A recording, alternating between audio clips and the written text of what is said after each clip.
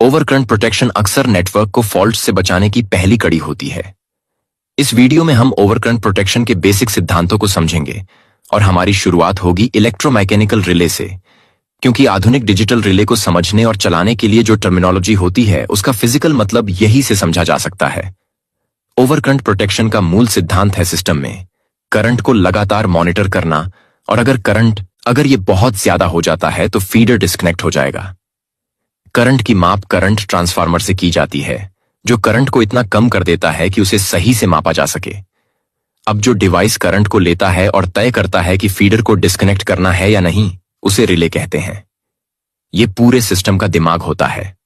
और हाँ, circuit breaker के पास फिजिकल पावर होती है कि वह जरूरत पड़ने पर फॉल्ट करंट को तोड़कर सिस्टम के खराब हिस्सों को अलग कर दे। यहां डिस्कनेक्टर्स और पावर ट्रांसफार्मर्स भी दिखाए गए हैं, पर यह आज हम जिस सुरक्षा प्रणाली की बात करने वाले हैं उसके लिए जरूरी नहीं है। करंट ट्रांसफार्मर या सीटी लाइन के करंट को कम करके एक अनुपातिक स्तर तक ले जाने में सक्षम होता है। यह बिल्कुल जरूरी है क्योंकि फॉल्ट करंट सीधे मापना बहुत ज्यादा होता है।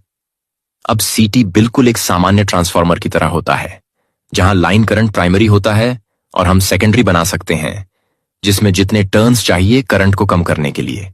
अब इलेक्ट्रोमैकेनिकल में यह सेकेंडरी सीटी करंट सीधे रिले में जाता है और इसके ऑपरेशन पर सीधा असर डालता है। इसके बारे में बाद में और बताएंगे।